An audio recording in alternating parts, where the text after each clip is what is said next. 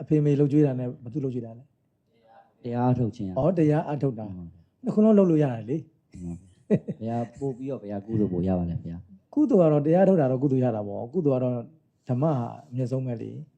နော်ဒါပေမဲ့လောကဝတ်လည်းမချွတ်စေရပေါ့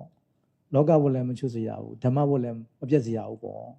အဲ့တော့တရားလည်းကျင့်မယ်မိဘလည်းလှုပ်ကြွေးမှာပေါ့ဟိုတို့ရဟန်းတော်တွေဆိုရင်လည်းဟိုမိဘနဲ့ဟိုတနေ့ကလည်းမန္တလေးကတခါကြီးတက္ကမကြီးတချို့မေးတယ်လေသူတို့မိဘတွေကနေမှာပေါ့သူတို့ကမန္တလေးရောက်နေတယ်ဒါပေမဲ့လိုအပ်တာကိုတော့တော့ထောက်ပံ့ကူညီပေးနေတယ်ပေါ့ဆိုတော့အဲ့ဒါဆိုရင်ရောဟိုအပြစ်ရှိသလားပေါ့နော်မိဘနဲ့နေနေကက်မနေတဲ့အတွက်ကြောင့်အရှင်နေရစီးပွားရေးအနေထားအရာကိုကရွာကနေပြီးတော့မြို့တက်လာရတဲ့အတွက်ကြောင့်မိဘနဲ့နေနေကက်မနေနိုင်ဘူးဒါပေမဲ့မိဘကိုလိုအပ်တဲ့စီးပွားပစ္စည်းလေးပါထောက်ပံ့ပေးတယ်နောက်ခုနလိုတရားဓမ္မပေါ့နော်တရားစခန်းနဲ့ဝင်ဖြစ်အောင်ကူညီဆောင်ရွက်ပေးတယ်လူတန်းလို့ရအောင်ထောက်ပံ့ပေးတယ်သီလတွေစောင့်တည်ဖြစ်အောင်လည်းကိုယ်ကဆောင်ရွက်ပေးတာဆိုတာကျေးဇူးဆက်နေတာပဲနေနေကက်နေခြင်းမနေခြင်းကအဓိကမကြတော့ပဲနဲ့မိဘရဲ့ဒီဓမ္မအာမိတာနှစ်ခုပေါ့နော်ဓမ္မနဲ့လည်းကျေးဇူးဆက်မယ်အာမိတာလောကအာမိတာပစ္စည်းနဲ့လည်းကျေးဇူးဆက်မယ်ဆိုရင်တော့ညီချင်းဝေးချင်းအဓိကမကြတော့